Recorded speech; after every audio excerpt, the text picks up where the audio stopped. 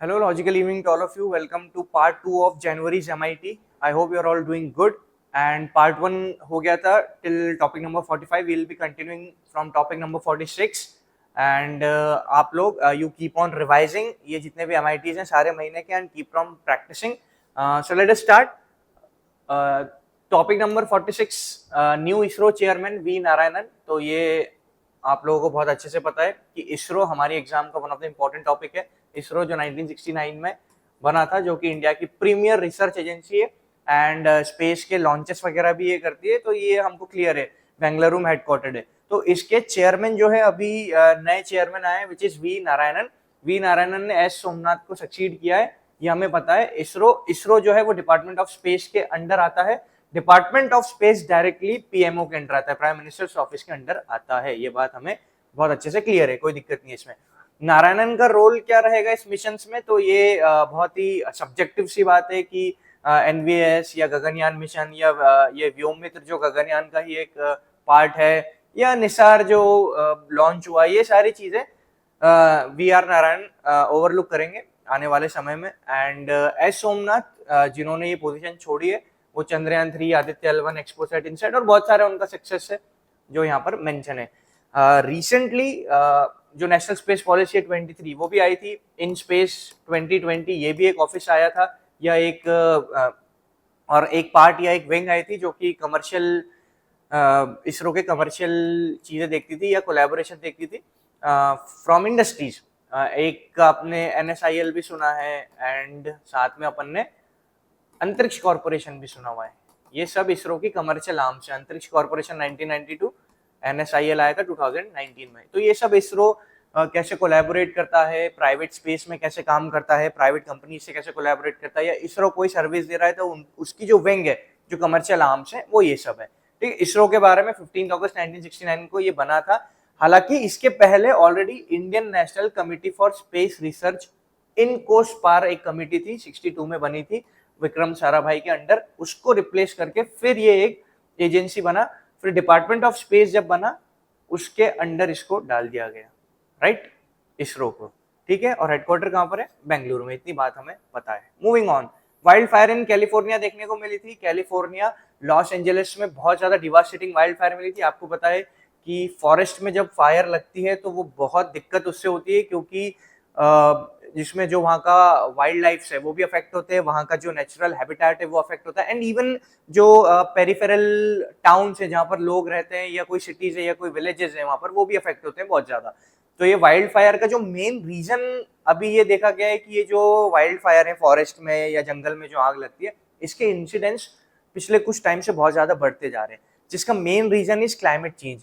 Climate change क्यों reason है? क्योंकि जो वाइल्ड फायर लगने के जो हम कुछ रीजंस देखते हैं, उसमें मॉइस्चर कंटेंट हो गया, ड्राइनेस हो गई, टेम्परेचर का कुछ मिक्स हो गया, मतलब क्लाइमेट के जो अलग अलग प्रॉपर्टीज हैं, इसके मिक्स की वजह से मतलब वाइल्ड फायर कैच होने का चांसेस होता है. तो क्लाइमेट चेंज में वो हार्श हो रही हैं सिचुएशन, जिसकी वजह से बार बार आग लग रही है.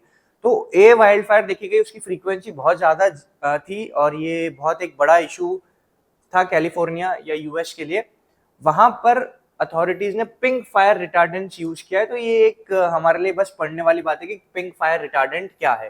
तो पिंक फायर रिटार्डेंट क्या है? अपने को पता है फायर रिटार्डेंट मतलब जिनको एक्सटिंग्विशर्स बोलते हैं, जो आग को कम करते हैं या आग को रोकने का काम करते हैं. तो उसमें एक नया टर्म देखने को मिल रहा है, पिंक फायर रिटार्डेंट. ये basically ammonium phosphate based slurry होता है. उसमें अमोनियम पॉलीफॉस्फेट और toxic metals like chromium and cadmium, ठीक है, ये मतलब ये इसमें मिक्स होते हैं, जिसकी वजह से क्या होता है कि जो आग रुकती है, साथ साथ आग लगने के साथ साथ कई बार क्या होता है कि जब वो आग लगती है तो किसी मेटल से रिएक्ट करती है आग, या किसी केमिकल से रिएक्ट करती है आग, तो इन्वायरमेंट में ऐसे पॉल्यूटेड गैसेस छोड़ती है जो और भी ज्यादा हानिकारक होते हैं, जिससे भी डेथ होने के चांसेस होते हैं काफी. तो ये जो फायर रिटार्डेंट है, ये ऐसे आग रोकने के साथ साथ इन केमिकल रिएक्शंस को भी रोकने का काम करने की बात समझ में आ रही है. और कॉमनली यूज फायर रिटार्डेंट अभी तक फॉस्चेक यूज होता था. ठीक है, तो और हालांकि इसको पिंक कलर कोड इसलिए दिया है क्योंकि हाईली विजिबल रहता है, ये तो फायर फाइटर्स को हेल्प करेगा. ठीक है, ये सारी बातें, इसमें ज्यादा कुछ लोड लेने की बात नहीं. अगला देखो, Nag mark 2 anti tank guided missile से. तो हमें पता है जो हमारा integrated guided missile development programme था, ये integrated guided missile development programme जो कि डॉक्टर एपीजे अब्दुल कलाम के अंडर था, इसमें 5 इंडिया या डीआरडीओ 5 इंडिजिनस मिसाइल्स डेवलप करने की बात कर रहा था, पृथ्वी, अग्नि, त्रिशूल, नाग और आकाश, पटना।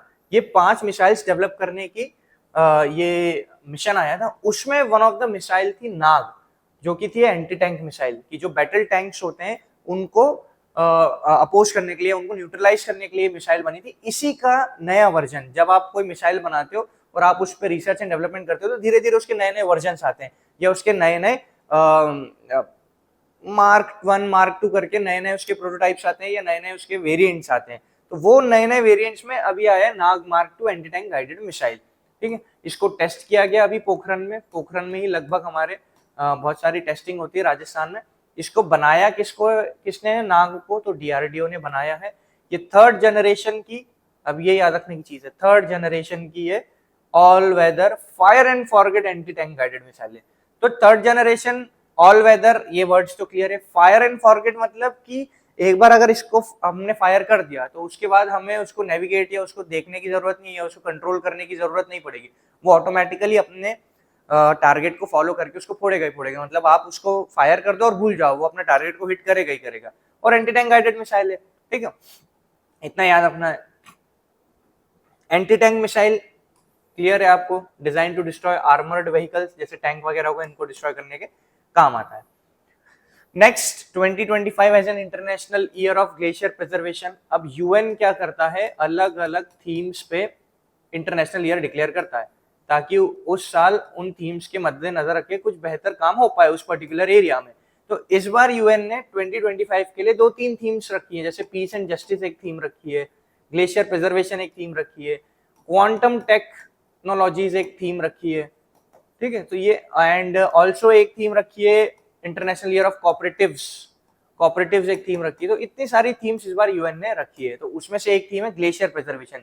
और वर्ल्ड डे ऑफ ग्लेशियर हम बनाते हैं 21 मार्च को। तो 2 चीजें यहाँ से याद करने वाली क्या है, 21 मार्च को हम वर्ल्ड डे फॉर ग्लेशियर बनाते हैं, और 2025 को हमने क्या डिक्लेयर करा है, international year of glacier preservation. अब ग्लेशियर क्यों जरूरी है हमारे लिए, आपको पता है कि जितना हमारा फ्रेश वाटर सोर्स है उसका one of the important constituent या one of the important part glacier है, जो कि फीड करता है हमारी रिवर्स को, जो कि हमारी पेरेनियल रिवर्स होती हैं, उनको फीड करता है ग्लेशियर। तो ग्लेशियर का बनना is a process and glacier का पिघलना is a process. Now the thing is कि ड्यू टू क्लाइमेट चेंज ये प्रोसेस थोड़ा लेफ्ट राइट हो गया है, मतलब कि ग्लेशियर का जो पिघलना है या जो ग्लेशियर मेल्ट हो रहे हैं वो जल्दी हो रहे हैं ग्लोबल वार्मिंग बढ़ने से, और ग्लेशियर फॉर्म स्लोली हो पा रहे हैं। तो ये जो रेट है ये थोड़ा लेफ्ट राइट हो गया, जैसे ग्लेशियर डिप्लीशन देखा जा रहा है, जो कि एक बड़ा खतरा हो सकता है अपने लिए, मतलब पूरे अर्थ के पर्सपेक्टिव से, पूरे बायोडाइवर्सिटी के पर्सपेक्टिव से।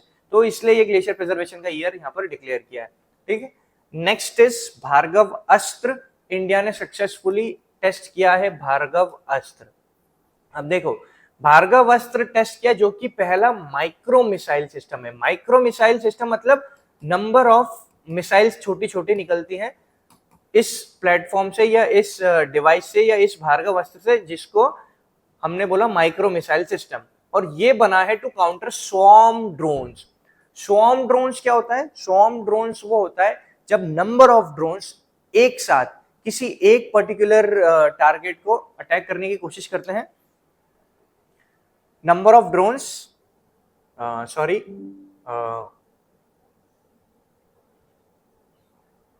फॉर द डिस्ट्रप्शन स्क्रीन का। So I was saying swarm drones क्या होते हैं, ड्रोन्स जब कोऑर्डिनेटेड अटैक करते हैं एक साथ किसी एक फॉर्मेशन में, उसको बोलते हैं स्वॉर्म अटैक या स्वॉर्म ड्रोन्स अटैक।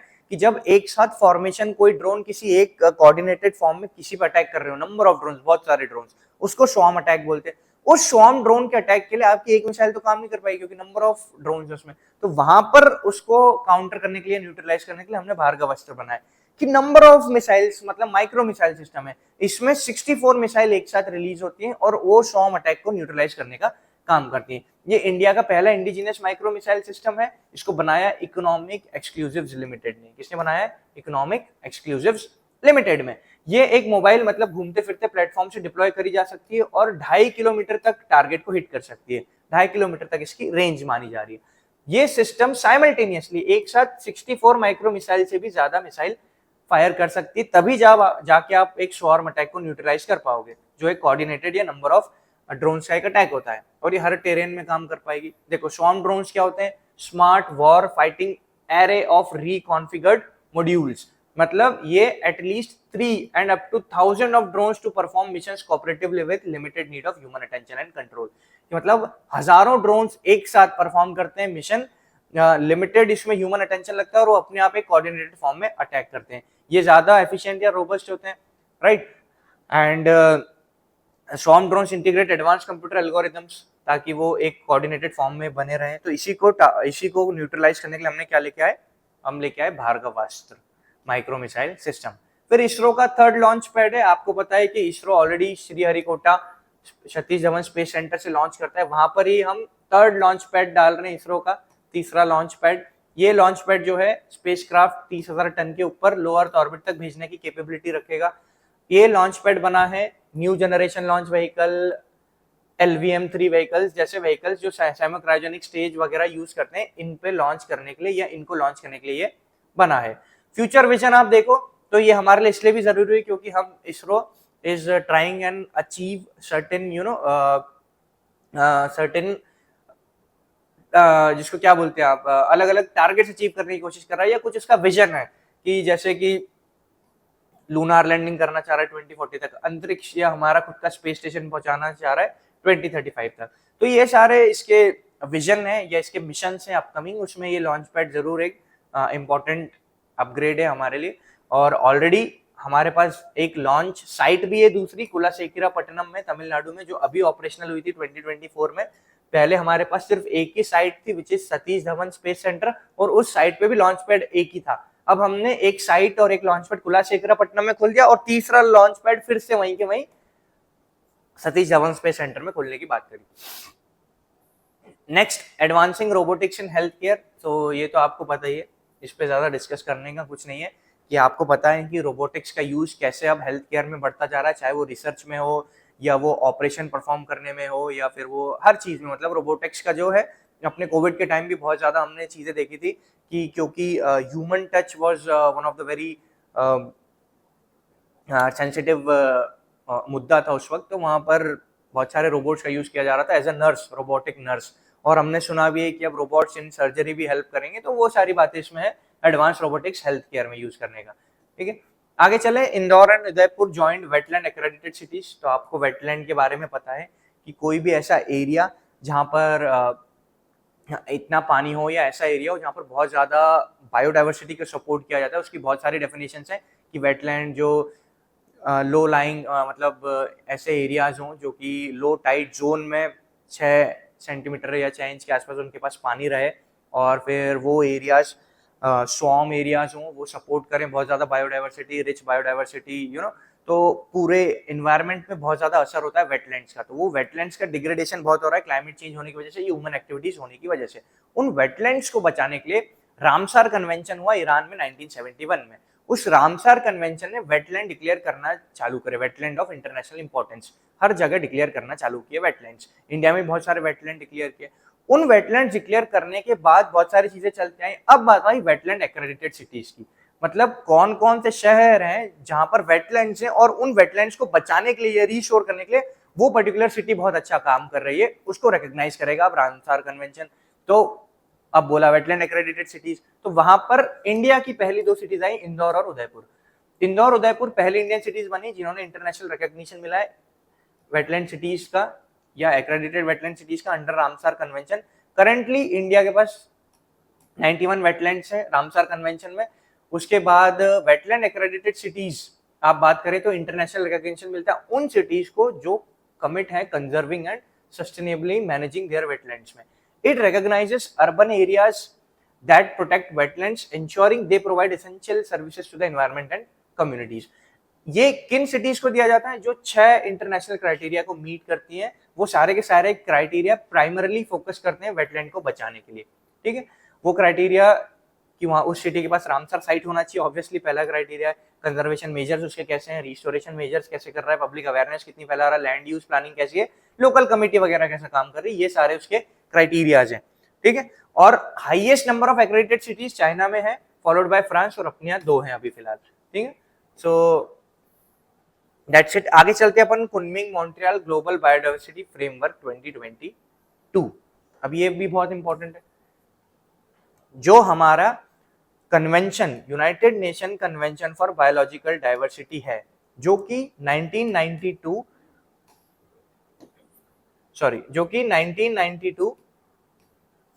अर्थ समिट, जो रियो अर्थ समिट हुई थी, उसमें वन ऑफ द बॉडी जो बनी थी वो था united nation convention on biological diversity. ये united nation convention on biological diversity जितनी भी अपनी बायोडाइवर्सिटी उसको प्रिजर्व करने की, उसको प्रमोट करने की या उसको बचाने की बात कर रहा था। इस सीबीडी में जो सबसे हाईएस्ट डिसीजन मेकिंग बॉडी है उसको बोलते हैं कॉन्फ्रेंस ऑफ पार्टीज। ये कॉन्फ्रेंस ऑफ पार्टीज जो है ये मिलती है, बातचीत करती है और ये सारी बैठक करके और नई नई चीजें या नए नए डेवलपमेंट्स लेके आती है। तो यहाँ पर जो सीओपी हुई उसकी रिसेंटली अभी सीओपी नंबर 15 हुई है मॉन्ट्रियल कनाडा में 2022 में। इस सीओपी 15 में जो एक फ्रेमवर्क आया, ये जो एक ब्रेक थ्रू आया है, वो है Kunming Montreal global biodiversity framework. ये Kunming Montreal global biodiversity framework अब क्या है अपन देखते हैं। तो इसका मेन काम है to halt and reverse the global biodiversity loss by 2030। मतलब जितना अभी तक ग्लोबल बायोडाइवर्सिटी लॉस हुआ है उसको हमें रोकना है और उसको रिवर्स करना है, मतलब लॉस को अब क्या करना है, रीस्टोर करना है। ये बात इसने करी। ये सपोर्ट करता है सस्टेनेबल डेवलपमेंट गोल्स को। आपको पता है सस्टेनेबल डेवलपमेंट गोल्स क्या है, जो 2015 से लेके 30 तक United nation sustainable development solution network ने अप्रूव किए हैं। 17 गोल्स हैं जो दुनिया भर को पूरे करने हैं 2030 तक। तो ये सपोर्ट करता है उसको। And build upon the achievements and lessons learn from strategic plan of biodiversity. Objectives क्या है इसके, इसमें 23 या 23 एक्शन ओरिएंटेड ग्लोबल टारगेट्स है, ये पहली चीज। फॉर अर्जेंट एक्शन बाय 2030, ये दूसरा चीज। Aiming to restore at least 30% of degraded terrestrial inland water and marine ecosystems. इसको ऐसे याद रखो 30:30, मतलब 30% ऑफ डिग्रेडेड, जो खराब हो चुका है या जो डिग्रेड हो चुका है, चाहे टेरेस्ट्रियल हो, चाहे इनलैंड हो, वाटर हो, मरीन हो, कोई सा भी इकोसिस्टम, उसको ये रिस्टोर करने की बात कर रहा है 2030 तक। तो ये सारी बात है Kunming Montreal global biodiversity framework की। फ्यूचर आउटलुक की बात करें तो the framework envisions a collective commitment to living in harmony with nature by 2050, guiding current actions and policies on biodiversity conservation and sustainable use. ठीक है, अब इसके बाद अपन देखें कुछ बॉडीज है मेंशन है। IUCN है यहाँ पर, जो कि स्टैटिक चीज दी है कि IUCN 1948 में बना था। World largest and most diverse environmental network है, इसका हेडक्वार्टर ग्लैंड में है। IUCN की मेंबरशिप में 1400 प्लस ऑर्गेनाइजेशन है, कुछ गवर्नमेंट्स भी हैं, सिविल सोसाइटीज भी हैं। ये मेन काम करता है कंजर्वेशन डाटा असेसमेंट और एनालिसिस देना। और IUCN इसलिए भी फेमस है क्योंकि IUCN देता है रेड डाटा बुक, जिसमें 9 कैटेगरीज है क्लासिफिकेशन की वो जो स्पीशीज है वो एक्सटिंक्शन के किस लेवल पे है। तो उसमें 9 कैटेगरीज बना रखी हैं, एक्सटिंक्शन इन वाइल्ड, एक्सटिंक्ट, फिर उसके बाद है वल्नरेबल, उसके बाद है क्रिटिकली एंडेंजर्ड, ऐसे करके उसने कैटेगरीज बना के रखी है कि कौन सी स्पीशीज को कितनी ज्यादा देखरेख की जरूरत है। सिमिलरली IUCN की एक बॉडी है WCP है, वो यहाँ पर मेंशन है, वो भी एक्सपर्टीज देती है कंजर्व्ड एरियाज में, वो भी ग्लैंड स्विट्जरलैंड में हेडक्वार्टर्ड है। World wild life for nature है जो कि 1961 में बना था, एक इंटरनेशनल NGO है जो कि वल्नरेबल स्पीशीज और इकोसिस्टम को बचाने की बात करता है, ये भी ग्लैंड स्विट्जरलैंड में हेडक्वार्टर्ड है। अगला देखें, इसरो का 100th लॉन्च हुआ सतीश धवन स्पेस सेंटर से।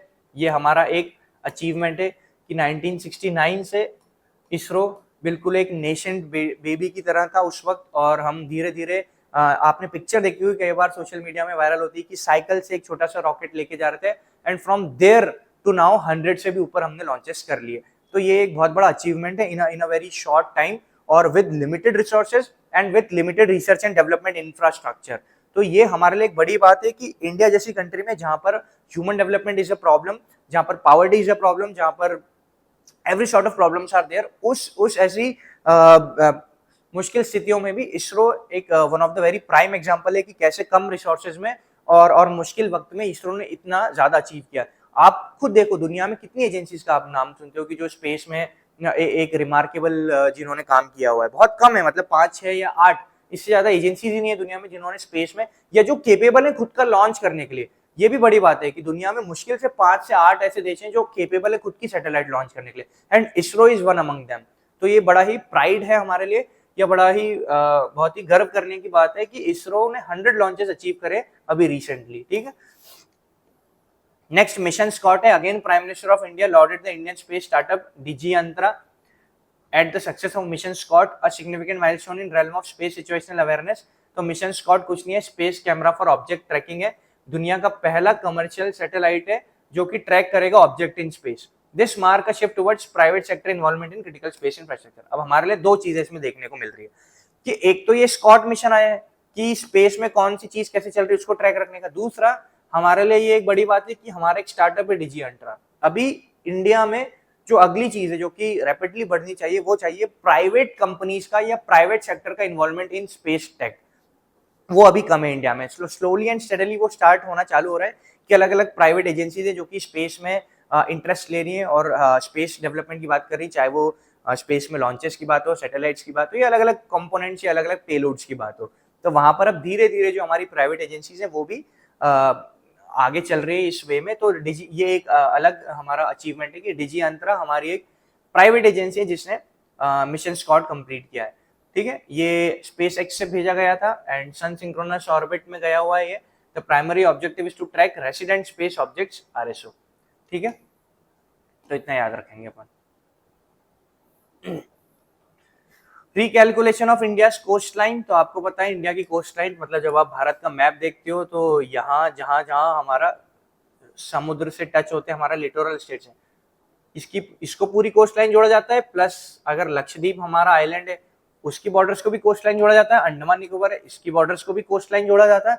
तो ऐसे करके अब हमने हमारी कोस्ट लाइन सही से मेजर करिए, तो जो पहले एक्सेप्टेड फिगर था वो था 7516 किलोमीटर, इतना ही मेजरमेंट था हमारा, जो कि 1970 के आसपास हमने मेजर किया था कि इंडिया की कितनी है कोस्ट लाइन, तो बोलते थे हम 7516 किलोमीटर से। अब जब हमने वापस से उसको रिकैलकुलेट किया है तो अब हमारी लेंथ देखो कितना चेंज आया, 11,098 किलोमीटर, 11,098 किलोमीटर है हमारी, मतलब लगभग 50% के आसपास बढ़ी है, अप्रोक्सीमेटली 48% के आसपास ये बढ़ती हुई हमें दिखी है, ठीक है। उसके बाद रीजन क्या है इसका, तो अब हमने ज्यादा प्रिसाइज, ऐसा नहीं है कि इसका ये रीजन है कि हमारी इतनी ज्यादा बॉर्डर लाइन बढ़ गई मतलब क्या हमारा एक्सपांशन हो रहा है समुद्र में, या हमारे नए आइलैंड ऐसे उभर के आ रहे हैं नीचे से तैर के, ऐसा कुछ नहीं है। जो मेथड है या जो हमारा कैलकुलेशन का जो प्रिसाइज मेथडोलॉजी वो चेंज हुआ है हमने, तो अभी सही अप्रोच लेके आए अपन, जिसकी वजह से अब हमने सही नापना चालू किया है। अभी तक क्या, क्योंकि इतना आसान नहीं है, कोई सीधी लाइन नहीं है कि आपने स्केल रख के नाप लिया, बेज होते हैं, डेल्टाज होते हैं, एस्चुरीज होती है, मतलब बहुत ज्यादा कॉम्प्लिकेटेड ऐसे लैंडफॉर्म्स होते हैं, क्रीक्स होते हैं, आइलैंड्स होते हैं, तो उनको नापना बड़ा टफ काम है। तो अभी जाके हमने नापा, तब जाके पता चला हमें कि we are 11,098 kilometres coast line. उसके बाद गुजरात, वेस्ट बंगाल, तमिलनाडु, ये तो आपको पता ही है, सबसे ज्यादा गुजरात की कोस्ट लाइन होती है, longest coast line in India, इतना याद रख सकते हैं अपन, ठीक है। नेक्स्ट है CGWB report on ground water contamination, जो सेंट्रल ग्राउंड वाटर बोर्ड है उसने एक रिपोर्ट दी है कि भैया हमारा ग्राउंड वाटर कंटेमिनेशन हो रहा है, एक्सेसिव नाइट्रेट लेवल्स बढ़ने को दिख रहे हैं। नाइट्रेट्स मतलब जो हमारे लिए प्रॉब्लम है, ब्लू बेबी सिंड्रोम करके बीमारी होती है इससे यंग चिल्ड्रन में, तो वो अब हमारी जो अथॉरिटी है उसने रिपोर्ट दी है कि भैया 440 districts reported excessive nitrate levels. मतलब आप ये देखो कि ग्राउंड वाटर में हमारे साथ कितनी दिक्कत है कि 440 डिस्ट्रिक्ट में जो ग्राउंड वाटर है वो पीने लायक नहीं है। और रीजनल हॉटस्पॉट्स की बात करें कहाँ ज्यादा स्थिति खराब है, तो राजस्थान, कर्नाटका, तमिलनाडु, जो ड्रायर एरियाज हैं, जिसकी वजह से जो है मेटल लीचिंग हो जाती है या मिनरल्स की लीचिंग हो जाती है कि पानी का कॉन्सेंट्रेशन कम है तो पॉल्यूशन का कॉन्सेंट्रेशन ज्यादा है या मेटल का कॉन्सेंट्रेशन ज्यादा है, और हम ज्यादा पानी निकाल रहे हैं जिसकी वजह से अगेन जो है पानी ज्यादा कॉन्सेंट्रेटेड हो रहा है, मतलब पानी का जो पॉल्यूशन है वो ज्यादा कॉन्सेंट्रेटेड हो रहा है, ठीक है। और कंटेमिनेशन क्या, फ्लोराइड भी होता है जिससे हमें मॉल्टन टीच की बीमारी होती है, ये भी कंटेमिनेशन है। अब ये जो अथॉरिटी जिसने ये रिपोर्ट निकाली, सेंट्रल ग्राउंड वाटर अथॉरिटी, वो मिनिस्ट्री ऑफ वाटर रिसोर्स, जो कि अब मिनिस्ट्री ऑफ जल शक्ति होगी, उसके अंडर है, जिसका मेन काम है exploring, managing, monitoring regulating ground water से रिलेटेड सारी चीजें। ये बॉडी बनी थी 1970 में, इतना अपन याद रखते हैं। फिर ग्लोबल न्यूट्रिशन टारगेट्स, तो ये तो आप पढ़ ही लोगे, इसमें कोई ज्यादा बड़ी बात नहीं है कि हमारा प्रोग्रेस जो है वो थोड़ा स्लो है माल न्यूट्रिशन को टैकल करने में या इसको अटैक करने के लिए। सो माल न्यूट्रिशन आपको पता है कि चाहे ज्यादा खाना या कम खाना, ये माल न्यूट्रिशन में आता है। न्यूट्रिएंट सही तरीके से आते नहीं, चाहे उसमें फिर अंडर न्यूट्रिशन बोल लो, स्टंटिंग बोल लो, वेस्टिंग बोल लो, अंडरवेट बोल लो, ओवर न्यूट्रिशन बोल लो, ये सारे की सारी जो टर्म्स हैं ये रिलेटेड टू माल न्यूट्रिशन है। अनीमिया भी हमारे आयरन की कमी से, तो ये सारी चीजें हैं, ये हमारे ग्लोबल न्यूट्रिशन टारगेट्स हैं, ये आप देख सकते हो, ज्यादा लोड की बात नहीं है इसमें। नेक्स्ट अपन बोल रहे हैं हाउस होल्ड कंजम्पशन एक्सपेंडिचर सर्वे। तो मिनिस्ट्री ऑफ स्टैटिस्टिक्स ने बताया है हाउस होल्ड कंजम्पशन एक्सपेंडिचर की हम कितना खर्चा कर रहे हैं, कितना कंज्यूम कर रहे हैं, वो एक पैटर्न बताने की कोशिश की गई है। ये जो हाउस होल्ड कंजम्पशन एक्सपेंडिचर सर्वे है ये एक्चुअली एसेस करता है कि लिविंग स्टैंडर्ड कैसा है, वेलबींग कैसा है, लोगों का कंजम्पशन बिहेवियर कैसा है। ये करता कौन है? तो नेशनल स्टैटिस्टिकल ऑफिस करता है। नेशनल स्टैटिस्टिकल ऑफिस क्या है? तो भाई ये नेशनल स्टैटिस्टिकल ऑफिस है जो कि एनएसएसओ और सीएसओ को मिलकर बनाया था 2019 में, है ना। ये नेशनल स्टैटिस्टिकल ऑफिस है। वैसे ही एक नेशनल स्टैटिस्टिकल कमीशन है, वो क्या होता है? तो 2005 में बना था रंगराजन कमेटी के रिकमेंडेशन से, और इसको फिर एस्टेब्लिश कर दिया था 2006 में, मतलब ऑफिशियली चालू हो गया था वो। और उसका मेन काम था, एक सेंट्रल बॉडी थी मेजर स्टैटिस्टिकल एक्टिविटीज के लिए, ठीक है। उसको टास्क दिया developing, monitoring and enforcing statistical priorities and standards, ठीक है। आगे चले, नेशनल यूथ डे। आपको पता है स्वामी विवेकानंद जी की एनिवर्सरी या बर्थडे पे हम मनाते हैं नेशनल यूथ डे। इस बार 162nd नेशनल यूथ डे था। प्राइम मिनिस्टर ने पार्टिसिपेट किया था विकसित भारत यंग लीडर्स डायलॉग 2025 में। अभी नेशनल यूथ डे 12 जनवरी को अपन बनाते हैं। किसके लिए बनाते हैं? ऑब्वियसली स्वामी विवेकानंद जो एक बहुत ग्रेट फिलोसोफर या थिंकर थे, उनके बर्थडे पे या स्पिरिचुअल लीडर थे, उनके बर्थडे पे हम मनाते हैं। नेशनल यूथ पॉलिसी 2014 ने यूथ को डिफाइन किया था एज अ पर्सन जो 15 से 29 साल के बीच में है, ठीक है। So Rahul Gandhi is not a youth. Nearly 40% of India total population हमारी यूथ है। अब ये डाटा इसलिए जरूरी है क्योंकि जो हमारी एक कमी देखी जाती है कि हमारी population is one of the prime cause है जिसकी वजह से हम लोग को बहुत सारी चीजें कम पड़ती हैं, रिसोर्सेज पे हम ओवर डिपेंडेंट हो जाते हैं, या रिसोर्सेज हमारे पास बहुत कम है, हमारी ओवरहॉलिंग हो रही है रिसोर्सेज पे, ये ज्यादा सही वर्ड है। तो इस पे एक तो नुकसान हमको दिखता है पॉपुलेशन बढ़ने का। एक फायदा ये है कि अभी हमारी 40% पॉपुलेशन यंग है। तो अगर किसी एक देश की इतनी ज्यादा पॉपुलेशन, मतलब पूरे पॉपुलेशन की 40% यंग पॉपुलेशन, मतलब पोटेंशियल बहुत है कमाने का, आगे बढ़ने का, या डेवलप होने का, या यूथ का पोटेंशियल बहुत ज्यादा है जो कि हम सही चैनलाइज कर सकते हैं। तो अभी इंडिया के पास काफी साल हैं एग्रेसिवली काम करने के लिए विद हाई एनर्जी, ठीक है। स्वामी विवेकानंद के बारे में आपको पता है कि ये 12 जनवरी 1863 को इनका बर्थ हुआ था। ये चीफ डिसाइपल थे रामकृष्ण परमहंस के, न्यू वेदांता प्रीच करते थे ये, एंड हिंदुइज्म को वेस्टर्न लेंस के थ्रू देखना इनका काम था। रामकृष्ण मिशन इन्होंने चलाया था 1897 में। बेलूर मठ इनका है। एंड ऑल्सो इन्होंने वर्ल्ड में ये फेमस हुए थे जब इन्होंने एक रिलीजियस पार्लियामेंट शिकागो में बातचीत करी थी 1893 में, एंड बड़ी इंप्रेसिव बात करी थी। फिर नेशनल यूथ पॉलिसी 2024 आई है, ministry of youth affairs and sports ने निकाली है, जिसका मेन काम है अपने यूथ का फुल पोटेंशियल और उनकी पार्टिसिपेशन अश्योर करना, ठीक है।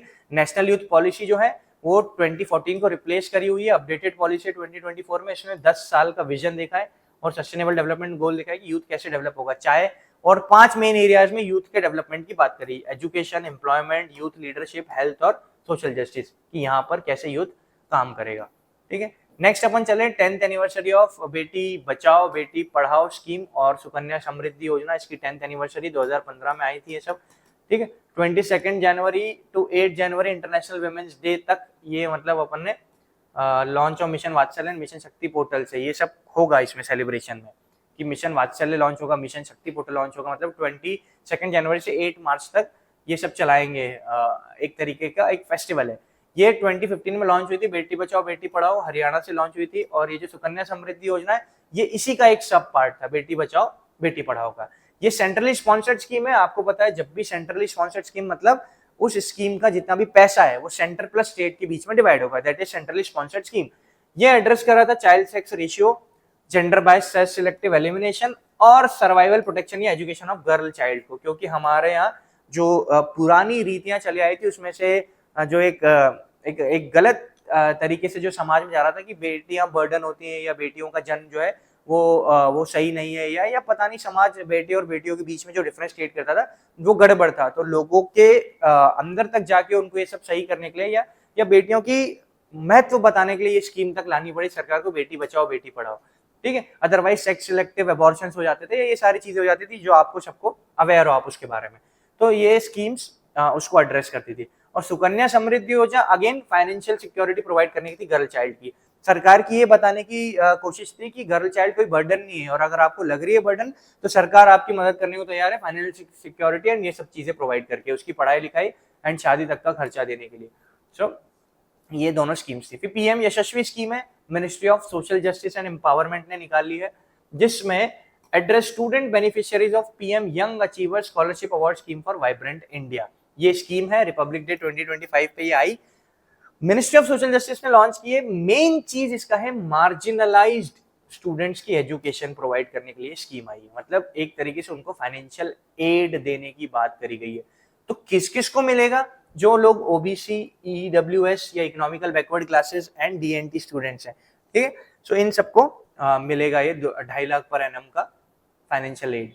यूएन पीस कीपिंग मिशन, आपको पता है जहां जहां पर भी लड़ाई झगड़े लफड़े या ऐसा आता है तो यूएन अपना पीस कीपिंग मिशन भेजता है। ब्लू कलर की टोपी पहन के वो लोग जाते हैं, ब्लू बैरेट बोलते हैं उनको या ब्लू हेलमेट बोलते हैं इन पीस कीपिंग फोर्सेस को।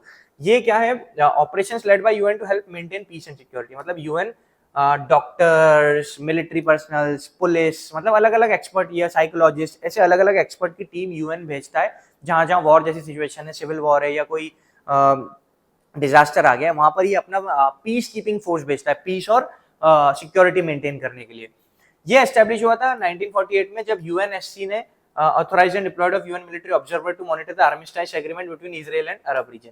तो इजराइल और अरब का जब वॉर हुआ था और उसके बाद आर्मिस्टाइज एग्रीमेंट हुआ था, जो पीस एग्रीमेंट हुआ था, उस आर्मिस्टाइज एग्रीमेंट को मॉनिटर करने के लिए यूएनएससी ने पहली बार यूएन मिलिट्री ऑब्जर्वर्स भेजे थे। तभी 1948 में माना जाता है कि यूएन पीस कीपिंग मिशन की एस्टेब्लिशमेंट हुआ था। ये पीस कीपर फोर्स को ब्लू बैरेट्स या ब्लू हेलमेट्स बोलते हैं, क्योंकि ये ब्लू कलर की टोपियां या हेलमेट पहन के जाते हैं।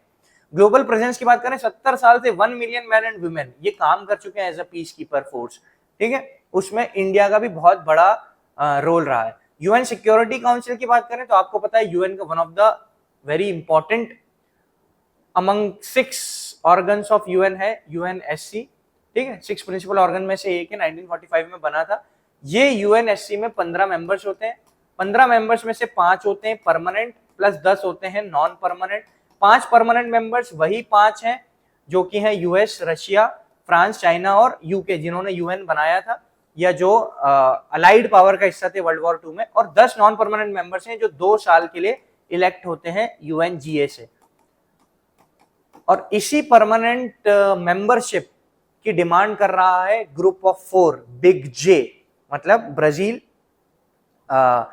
India, Japan and Germany. ये 4 लोग भी डिमांड कर रहे हैं कि इतने साल हो गए यूएन को बने, दुनिया पलट सी गई है, चेंज सी हो गई, तो इन्हीं 5 के पास ये इंपॉर्टेंट पावर क्यों? यूएनएससी में ये परमानेंट 5 के पास वीटो पावर है, और वीटो पावर जब भी कोई एक रेजोल्यूशन जाएगा यूएनएससी में, क्योंकि यूएनएससी का ही मेन ऑब्जेक्टिव है पीस एंड सिक्योरिटी मेंटेन करना। जो यूएन का ऑब्जेक्टिव है वही ऑब्जेक्टिव यूएनएससी को बनाया है। तो यूएनएससी समझ लो कि एक बहुत पावरफुल बॉडी है यूएन की। तो उस पावरफुल बॉडी में हर काम होता है थ्रू रेजोल्यूशन, कि कोई रेजोल्यूशन आए, क्या काम करना है क्या नहीं करना, उस पर वोटिंग होती है। इस वोटिंग में इन 5 के पास स्पेशल पावर है कि 15 में से 14 लोग भी वोटिंग करते हैं कि हाँ ये वाला काम होना चाहिए, पर किसी एक ने भी वीटो कर दिया तो वो काम या वो मोशन वहीं रुक जाता है।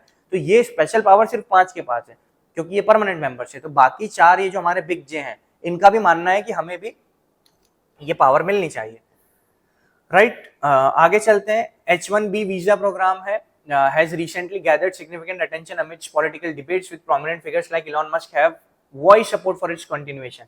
देखो, क्योंकि डोनाल्ड ट्रंप है और डोनाल्ड ट्रंप साहब जो अभी अभी इलेक्ट हुए नए, तो उनका मानना है America first policy. America first policy में ही इज ट्राइंग कि जिस चीज में पहले अमेरिकन इंटरेस्ट हो वही चीज हो। अब H1B वीजा क्या होता है कि क्योंकि अमेरिकन कंपनीज में बहुत ज्यादा एक्सपर्ट की रिक्वायरमेंट होती है, स्किल बेस्ड वर्कर की रिक्वायरमेंट होती है, उतना अमेरिका में स्किल बेस्ड वर्कर मिलता नहीं, या फिर बाहर की कंट्रीज में ज्यादा स्किल बेस्ड वर्कर हो सकते हैं इन कंपैरिजन टू अमेरिका। तो अमेरिकन कंपनीज क्या करती हैं, इस H1B वीजा के थ्रू बहुत आराम से बाहर के वर्कर्स को अपनी कंपनी में काम करने के लिए बुला लेता है, जिससे अमेरिका के शायद जो जो लोग हैं उनको रोजगार नहीं मिल पाता है। तो ट्रंप का ये मानना है कि H1B वीजा के नॉर्म्स को थोड़ा स्ट्रिंजेंट करना पड़ेगा कि इतनी आसानी से बाहर के लोग नहीं आ जाएं, और बाहर के लोग अगर नहीं आ पाएंगे तो हमारे लोगों को पहले नौकरी मिलेगी, विच इज अमेरिका फर्स्ट। तो वो वहां पर इलॉन मस्क ने सपोर्ट किया था इसको, H1B वीजा को, मतलब अगेंस्ट डोनाल्ड ट्रंप का स्टैंड। क्यों?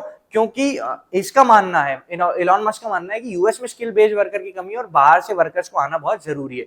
तो वो H1B वीजा है क्योंकि यूएस में स्टेम के टैलेंट का शॉर्ट है। स्टेम मतलब science, technology, engineering and mathematics, ए वाली स्किल्स का लैक है यूएस के लोगों में, ये मानना है इलॉन मस्क का। तो वो एक नया डिबेट आ गया। अब H1B क्या है? तो नॉन इमिग्रेंट वीजा है जो कि यूएस की कंपनीज को अलाउ करता है एम्प्लॉयज को हायर करना जो फॉरेन के एम्प्लॉयज है स्पेशलिटी जॉब्स के लिए। और कौन कौन सी फील्ड में? साइंस, टेक, इंजीनियरिंग और मैथमेटिक्स एंड इवन आईटी में। तो ये हाई स्किल जॉब्स के लिए बाहर से लोगों को लेके आने के लिए इन्होंने एक अरेंजमेंट बनाया विच इज H1B वीजा। वो 1990 में आया ताकि यूएस एम्प्लॉयर्स जो है जिनको लोगों को रखना है नौकरी पे, वो स्किल शॉर्टेजेस को एड्रेस कर सके और बाहर से क्वालिफाइड लोगों को लेके आ सके। ठीक है, और ये एक तरीके से नॉन इमिग्रेंट वीजा है जो कि टेम्पररी एंट्री अलाउ करता है यूएस में, like tourism, business, work, study and other medical treatment related issues. ये H1B वीजा में आप 6 साल तक मैक्सिमम रह सकते हो। After this period the visa holder must either leave US for at least 12 month before reapplying for another H1B visa और apply for permanent residence. ये बोला है कि H1B वीजा है अगर आपके पास तो 6 साल तक आप मैक्सिमम रह सकते हो। अगर आपके 6 साल पूरे हो गए तो फिर बीच में आपको 1 साल का गैप लेना पड़ेगा फिर से H1B वीजा अप्लाई करने के लिए, या तो फिर भाई परमानेंट रेसिडेंस बन जाओ यूएस के। ठीक है, इंडियन का डोमिनेंस बहुत ज्यादा है भैया, इंडिया सबसे ज्यादा बेनिफिशियरी है H1B वीजा के, तो हमारे लिए ये बड़ा प्रॉब्लम हो सकता है। ठीक है, फिर देखो सूर्य किरण मिलिट्री एक्सरसाइज नेपाल के साथ है। Indo Nepal 18th addition Nepal निपटने वाला है। सूर्य किरण जो एक्सरसाइज है ये ट्रेनिंग एक्सरसाइज है बिटवीन इंडिया एंड नेपाल, और ये हमारी मिलिट्री एक्सरसाइज है, एनुअली कंडक्ट होती है, दोनों आपस में करते हैं। जो 17th एडिशन था वो हुआ था उत्तराखंड में, है ना, और 18th एडिशन क्या हुआ है वो सरहिंदी नेपाल में। अधिकतर ये जो मिलिट्री एक्सरसाइज है इनका ऐसे होता है, एक साल अगर बायलेटरल मिलिट्री एक्सरसाइज है तो एक साल कंट्री ए में तो दूसरे साल कंट्री बी में होती है। तो ऐसे इस बार नेपाल में हुई है सूर्य किरण मिलिट्री एक्सरसाइज, और इन्होंने बहुत सारी चीजों पे एक्सरसाइज करी, काउंटर टेररिज्म पे करी, जंगल warfare, mountain operation, humanitarian assistance, सब पे डिजास्टर रिलीफ वगैरह पे काम किया। Quad marks 20 years of corporation. Quad का 20 इयर्स ऑफ कॉपरेशन हुआ है। हालांकि क्वाड बना 2017 में, पर अगर कॉपरेशन की बात करें तो इन्होंने 2004 में सुनामी में पहली बार इंडिया, यूएस, जापान, ऑस्ट्रेलिया का कॉपरेशन देखा था। तो अगर आप एस्टेब्लिशमेंट की बात देखें तो क्वाड के जो मेंबर्स हैं इनका पहली बार अगर साथ में कोई वो देखें, एफर्ट देखें, कोलैबोरेशन देखें तो वो 2004 की सुनामी के आसपास आया था। तो वहां से माना जाता है कि क्वाड तब से आपस में बातचीत कर रहा है, इसलिए उसकी 28th एनिवर्सरी की बात हुई है। अदरवाइज बना तो वो अभी 2017 में, अगर ऑफिशियली बोले क्वाड तो 2017 में बना। क्वाड मतलब क्वाड्रिलेटरल सिक्योरिटी डायलॉग है।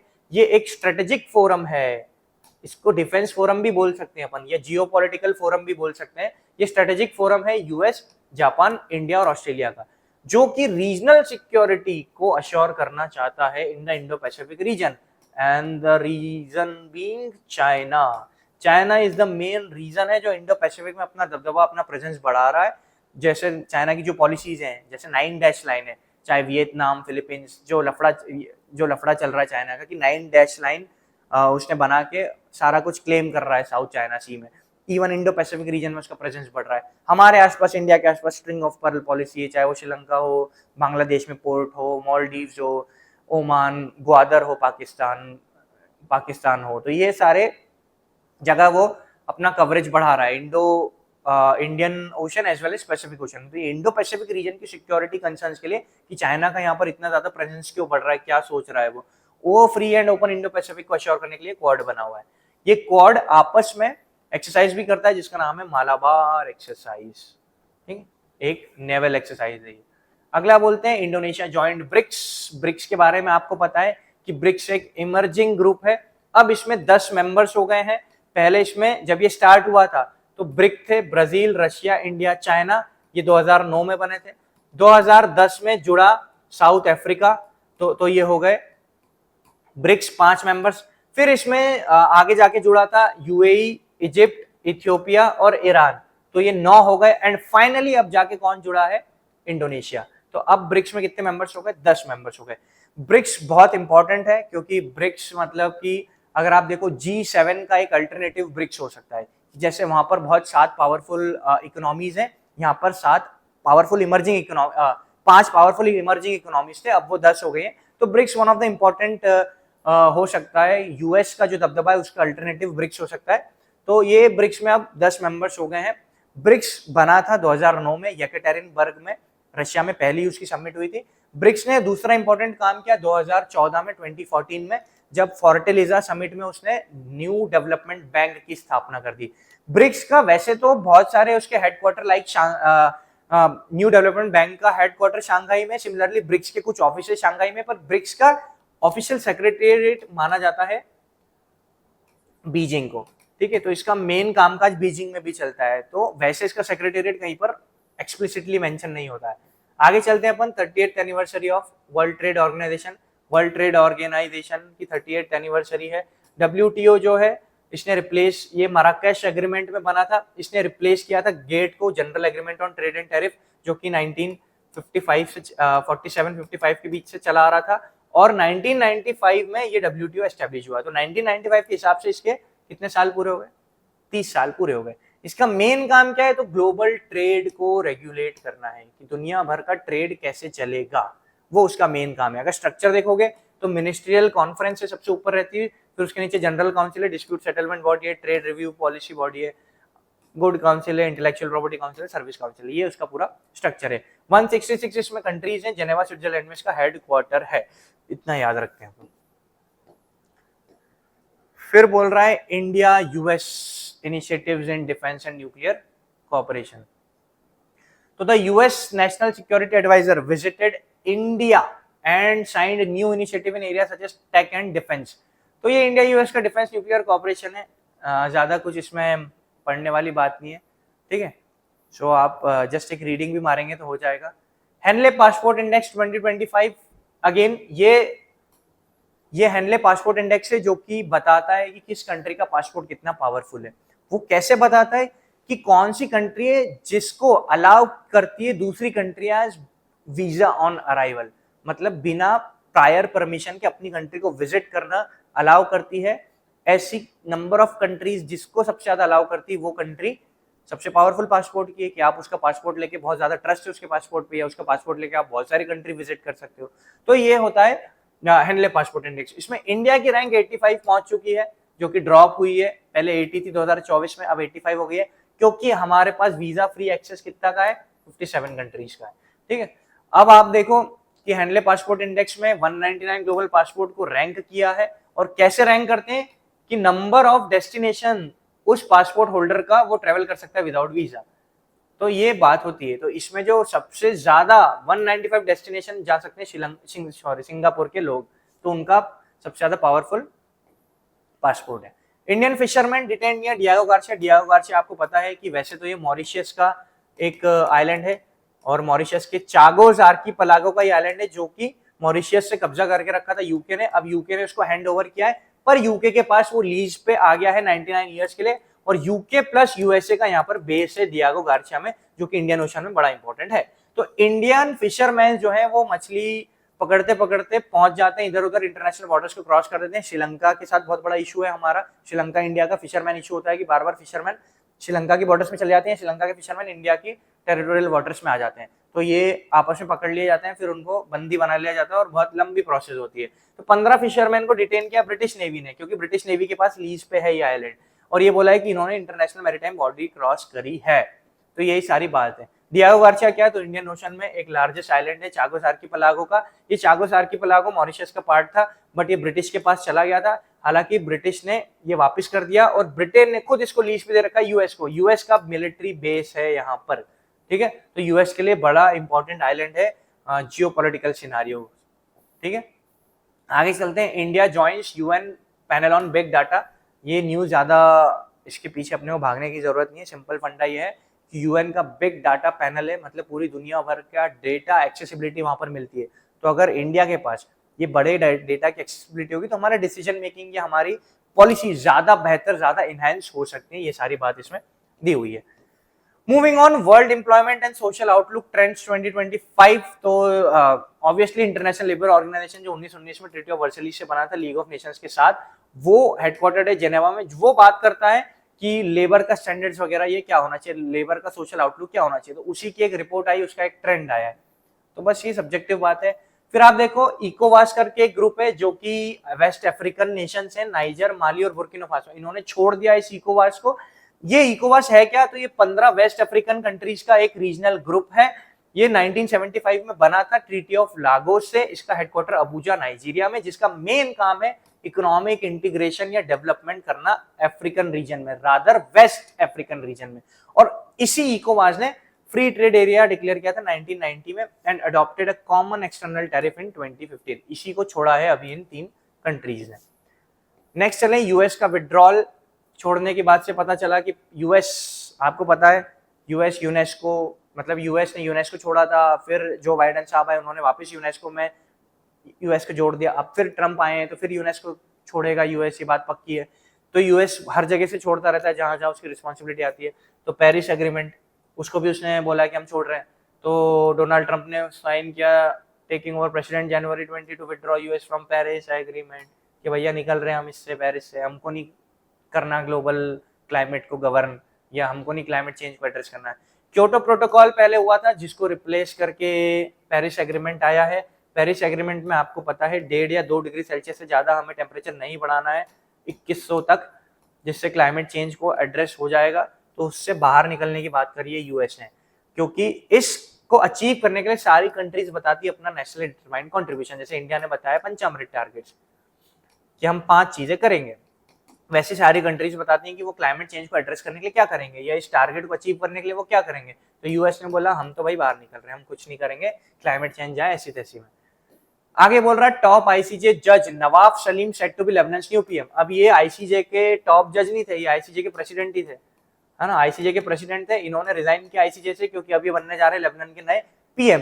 तो आईसीजे के नए प्रेसिडेंट तो वो होंगे यूजी इवासावा, ये होंगे आईसीजे के नए प्रेसिडेंट। आईसीजे आपको पता ही है 1946 में चालू हो गया था, 1945 में आ गया था। यूएन की इंटरनल एक बॉडी है, ये हेडक्वार्टर्ड है नीदरलैंड्स में, द हेग नेदरलैंड्स में, और ये 1945 और 46 में काम करना चालू कर दिया था इसने। अब इसके यूजी इवासावा प्रेसिडेंट हो गए, और ये डिस्प्यूट सेटलमेंट बॉडी है, कंट्री वर्सेस कंट्री कोई लफड़ा होता है तो।